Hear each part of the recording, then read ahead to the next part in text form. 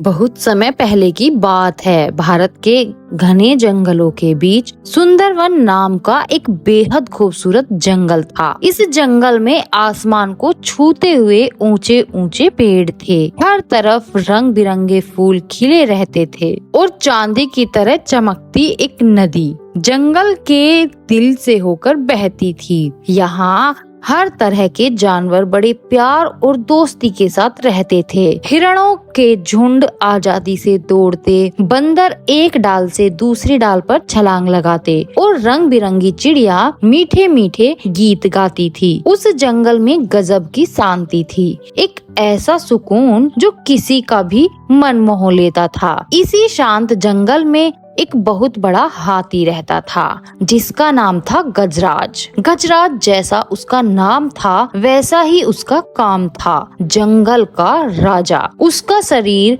किसी चलते फिरते पहाड़ की तरह बड़ा और ताकतवर था। जब वो अपनी मदमस्त चाल से चलता तो जमीन तक कांप उठती थी। उसे अपनी इस जबरदस्त ताकत और बड़े शरीर पर बहुत घमंड था। वह अक्सर जंगल के छोटे और कमजोर जानवरों पर अपना रौब जमाता, उन्हें डराता और सताता था। कोई भी जानवर उसके रास्ते में आने की हिम्मत नहीं करता था क्योंकि हर किसी को उसके गुस्से से डर लगता था। उसी जंगल में एक कोने में एक बड़े से बरगद के पेड़ की जड़ों के नीचे एक छोटा सा चूहा अपने परिवार के साथ रहता था। उसका नाम था छोटू। छोटू भले ही शरीर में छोटा था लेकिन उसका दिल और दिमाग बहुत बड़ा था। वह बहुत बुद्धिमान, समझदार और बहादुर था।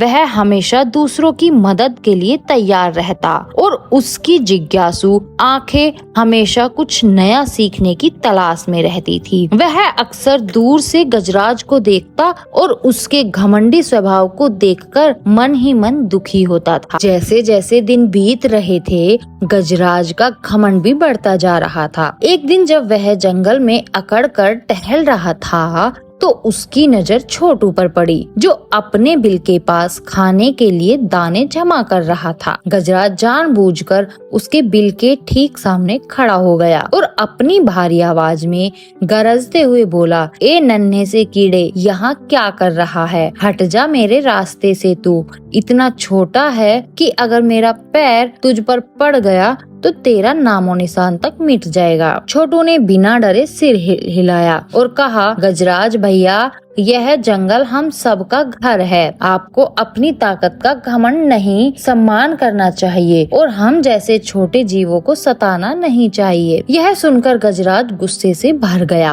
और जोर से हंसा। उसकी हंसी की गूंज से पूरा जंगल दहल गया। हा हा हा, जरा देखो तो, एक चींटी बराबर जीव मुझे सिखाएगा कि मुझे क्या करना है। भाग यहाँ से, इससे पहले कि मैं सच में तुझ पर अपना पैर रख दूं। यह कहकर गजराज ने अपनी सूंड से इतनी जोर से फूंक मारी कि छोटू और उसके जमा किए हुए सारे दाने हवा में उड़कर दूर जा गिरे। छोटू को बहुत बुरा लगा पर वह चुपचाप वहाँ से चला गया। कुछ दिनों बाद जंगल के सारे जानवर नदी किनारे पानी पीने के लिए जमा हुए। गजराज अपनी शान दिखाते हुए सबसे आखिर में आया। आते ही उसने अपनी सूंड में पानी भरा और जानबूझकर खरगोश और गिलहरियों के ऊपर फेंक दिया। वे बेचारे डरकर भाग खड़े हुए। तभी उसकी नजर पड़ी छोटू पर जो एक पत्थर के पीछे छिपकर पानी पी रहा था।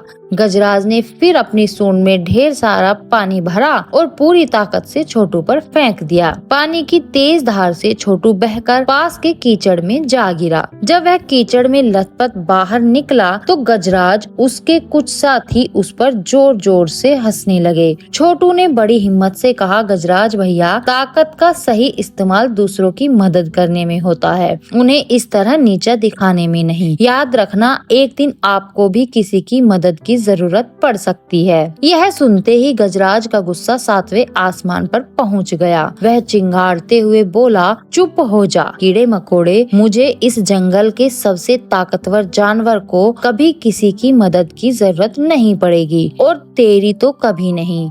अगली बार अपनी औकात में रहना। वरना अच्छा नहीं होगा। गजराज की धमकी सुनकर सारे जानवर डर गए और किसी ने भी छोटू का साथ देने की हिम्मत नहीं की। छोटू दुखी मन से अपने घर लौट आया और सोचने लगा कि गजराज को उसकी गलती का एहसास कैसे दिलाया जाए। वक्त बीतता गया और एक दिन जंगल में कुछ शिकारी आ धमके। वे बहुत चालाक थे और उन्होंने जंगल के सबसे बड़े जानवर गजराज को पकड़ने के लिए एक बहुत बड़ा और मजबूत जाल बिछाया। उन्होंने जमीन में एक गहरा गड्ढा खोदा और उसके ऊपर घास फूस और पत्तों से ढका एक मोटा जाल ऐसे बिछाया कि वह बिल्कुल असली जमीन जैसा दिखे। उस दिन गजराज अपने घमंड में चूर सीना चौड़े किए जंगल में घूम रहा था।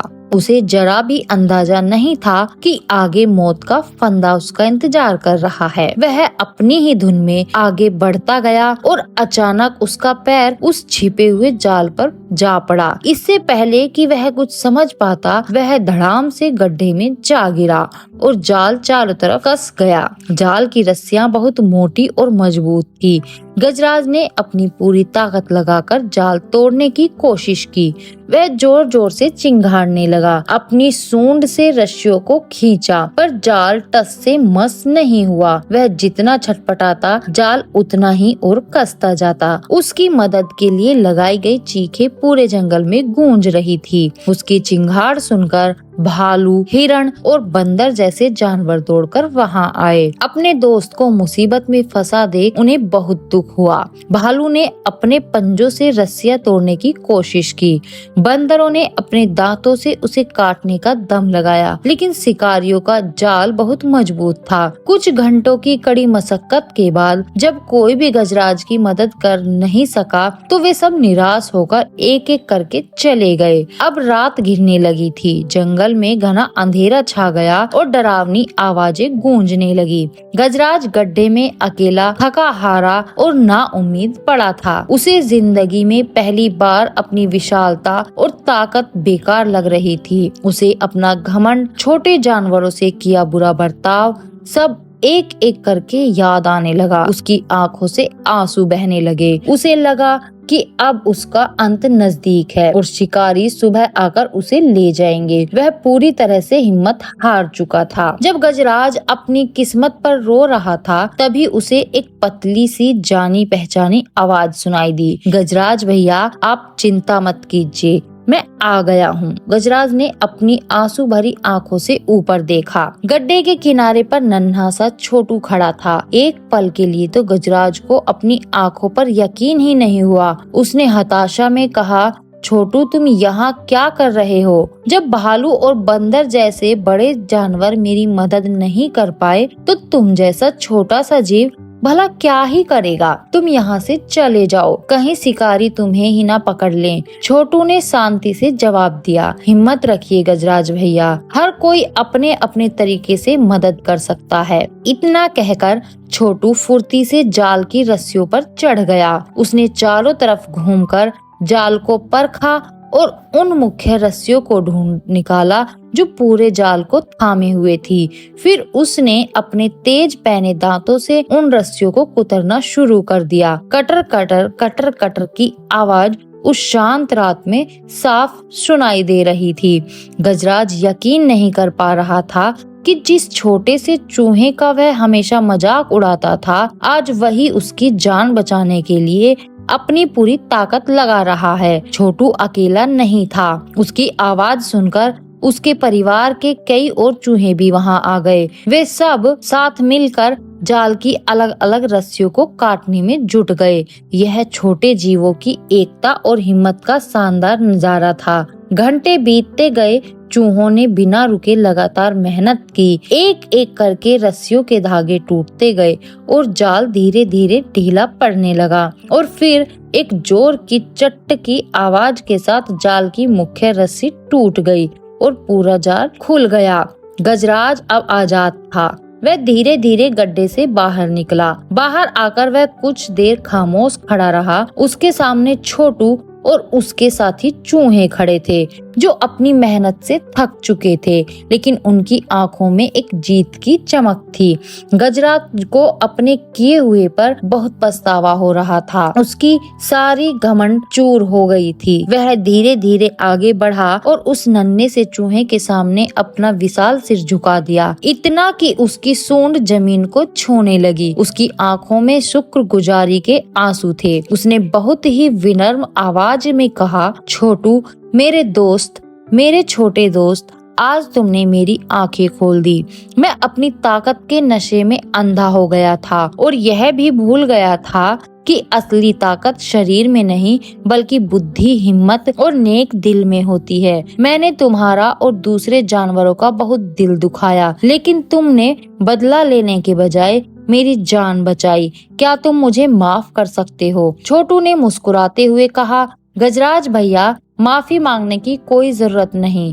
हम सब एक ही जंगल में रहते हैं और एक दूसरे की मदद करना ही तो हमारा धर्म है। मुझे यकीन है कि अब आप अपनी ताकत का इस्तेमाल जंगल की रखवाली करने और हम जैसे छोटे जीवों की मदद करने में करेंगे। तो प्यारे बच्चों, इस कहानी से हमें यह सीख मिलती है कि हमें कभी किसी को उसके आकार या रूप रंग से छोटा या कमजोर नहीं समझना चाहिए। सच्ची ताकत तो विनम्र होने, समझदारी दिखाने और दूसरों की मदद करने में है। याद रखना, एक छोटा सा दोस्त भी एक दिन आपका सबसे बड़ा रक्षक बन सकता है। अगर आपको यह कहानी अच्छी लगी हो तो वीडियो को लाइक करना मत भूलना और ऐसे ही मजेदार और ज्ञान भरी कहानियों के लिए हमारे चैनल को सब्सक्राइब करें और घंटी वाले बटन को जरूर दबाएं ताकि हमारी कोई भी नई कहानी आपसे ना छूटे।